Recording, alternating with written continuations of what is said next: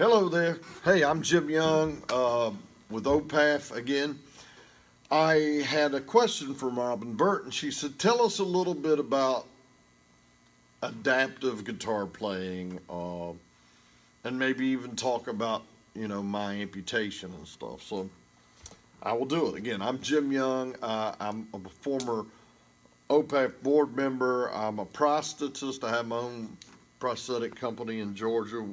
And I've been an amputee for 30 years. I had my accident back in 1988 and the very beginning of 1991. I had my leg amputated after 28 operations and basically 3 years in the hospital. I was tired of being my doctor's science experiment. So I decided to move on with it. I did very well with crutches. I did very well in a wheelchair. Basically, I could run on crutches. I had a 3-month-old baby when they cut my leg off. And I lived in a garage apartment that had 18 steps. So, you figure it out. You wear a diaper bag on your back like a backpack. You learn to stick the baby in your shirt and tighten your belt and take off on up the steps. And, he's got a few scars, but he seems to have made it out all right. He actually works with me now. So I was very good at being disabled prior to having my leg amputated. I've been down for 3 years. I coached baseball from a wheelchair, scouts. I did all that kind of stuff prior to having my leg amputated when I was already basically in a wheelchair on crutches all the time. Once they amputated my leg, it actually slowed me down to learn how to use a prosthesis, and it was super frustrating. I was like, I get along better with crutches and on a wheelchair, but I was doing exceptionally well in a wheelchair and on crutches. I played wheelchair basketball, wheelchair tennis, track and field, and all that kind of stuff. So it was an adjustment to learn how to use a prosthesis. So enough about me. We're going to talk about guitars. So obviously, there's lots of them on the wall. Like most what I call guitar widows. They're like, what do you need another guitar for? Well, I don't know. What need at some point? What's the difference? Well, here's the difference. They're like children. They're all different. They make different sounds. They're made differently. They act differently. So, for example, if you're going to start to play the guitar, there's some considerations you want to make.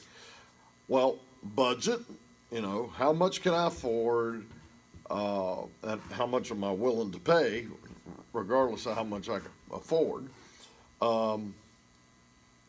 Once you figure out those parameters, then you kind of go hone in, and you should go somewhere where you can physically play a lot of them.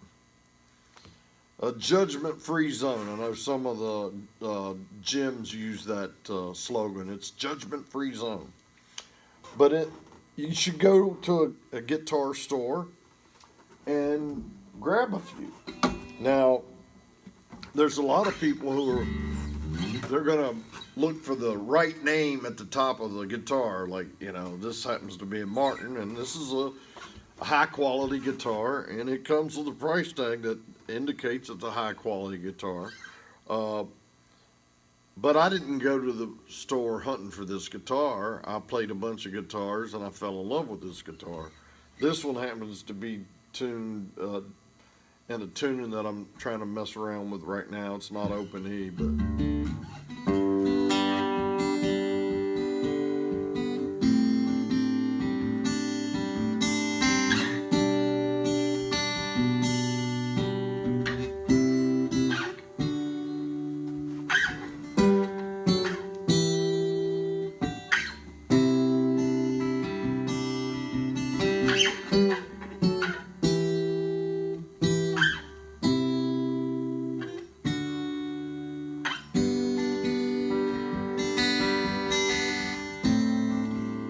So this is a finger picking style. It's basically chords but picked out, and it's played in an open modal tuning. And I love those types of sounds. But the thing that attracted me to this guitar is the thickness of the neck, the size of the body. I like big old guitars. I like the jumbos. I like the thick ones. This one is a very, very nice guitar. Of course, I say that about all of them. I say I hate this kid. All my children, all my guitars are like my children. I don't have a guitar that I don't love. If I don't love it, I wouldn't buy it. So this is really a big jumbo guitar. Look how big this thing is. It's got a real fat body, shaped like a woman. It's got the cutout where I can get my hand up here because I have limited range of motion. I tend to favor an acoustic guitar with a cutout. There are some purist snobs that, they want a full dreadnought and they don't want a slope shoulder and all that. Like, whatever, man. You know what? Find the guitar that you love and go for it. This one has a really thick neck. It's much thicker than the Martin. This Toby Keith signature model, it's got some really cool wood, and I can't lie, the gorgeousness of this guitar was a consideration when I bought it. I mean, you see those tiger stripings, so the aesthetics, you might want a pretty girl. So I like this one, but the neck, it's kind of fat. It's a little harder to get around, but the sound of this guitar is incredible.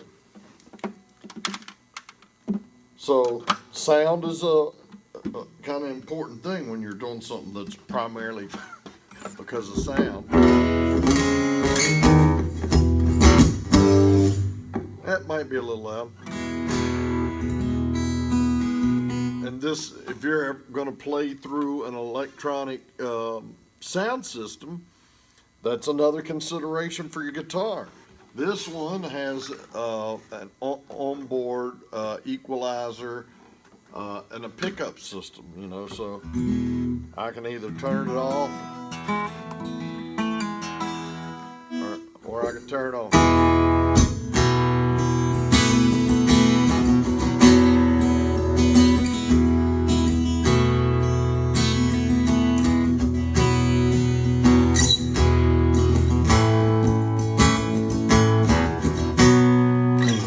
So, depending on what you're looking for, you may or may not want to have a guitar that has onboard electronics, or maybe you're petite and this is just weird and hard to hold. I have another guitar that I pulled out just for this quick video, if I can get it without falling off my stool.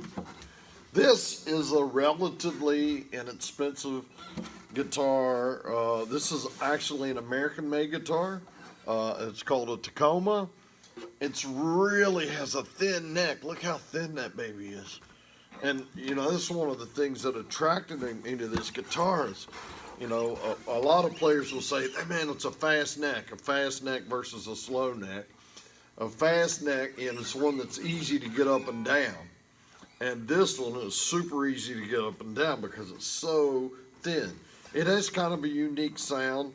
The sound hole is on the top. That's a bit unusual. There's other guitars out there that do it, but it's the only weird sound hole guitar that I have. But it's super light. It's not quite as thick through here as my other guitars. So it doesn't have that big booming voice. But sometimes you don't want that. It depends on where you're playing, who you're playing to, the style of music you play. Now I happen to be a guy that plays a lot of ballads. I'm a big softy and a sappy, and I could sing ballads all day. It would never bother me at all. Other people want something that has a lot of hard charging rock and roll grit to it, and that's a consideration when you buy the guitar. This also has another weird feature. A lot of times there are pins down here to hold the strings in. This has slots. And man, it is a pain in the butt whenever you're changing string. Those slots are not a great idea. There's a reason that most people use pins instead of slots. These slots are the bane of my existence. I hate changing strings on this guitar, which happens to bring us to the string talk. So I talked in our last video about string gauge. When you first start out, it can be difficult, hard on your fingers, hard to press down. So these, if you look right here, there's a number 12. Those are 12 gauge strings. They're pretty thick, you know. And here's the weird thing, they're called light. They call those light gauge strings.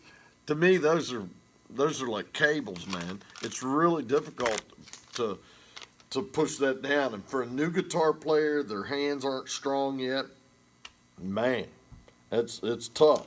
So the easiest thing, drop it down one notch. This is an 11.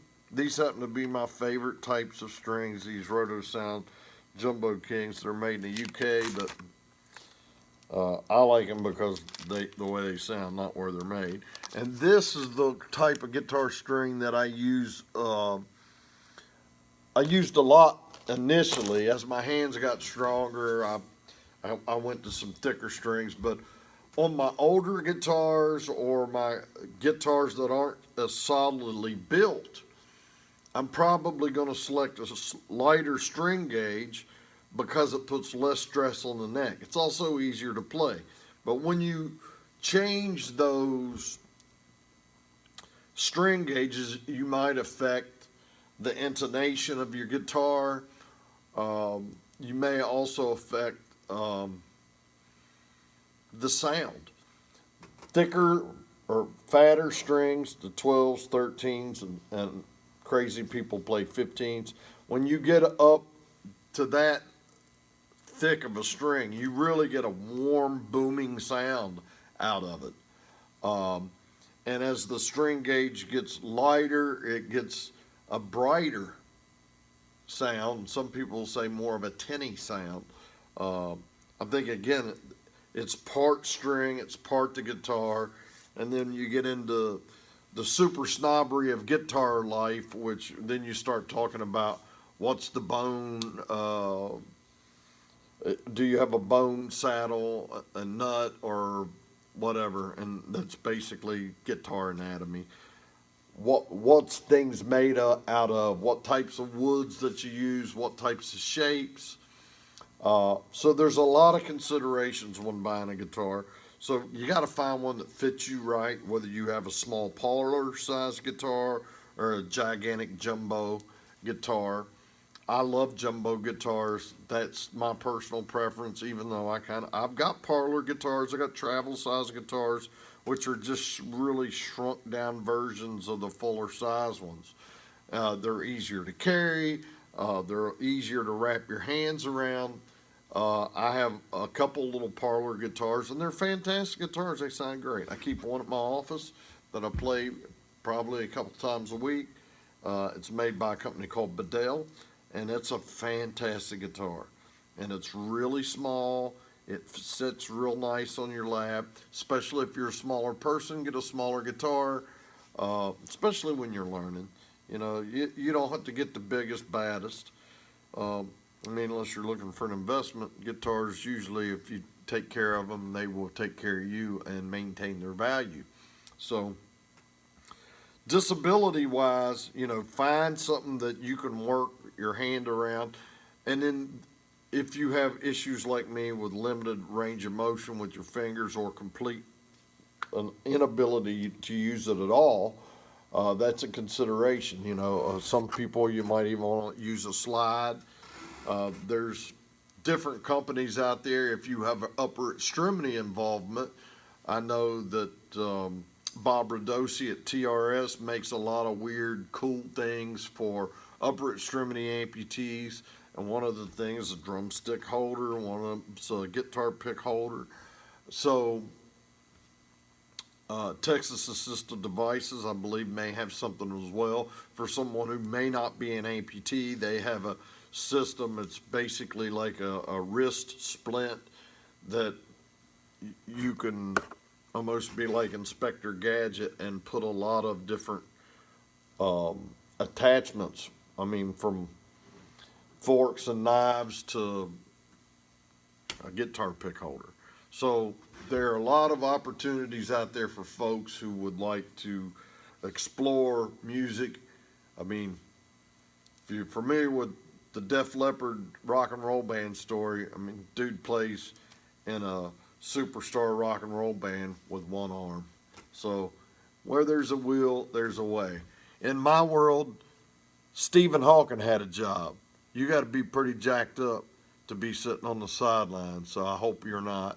Except for right now, stay home, stay safe. We're in it together, and hopefully we'll see you out in the world before long.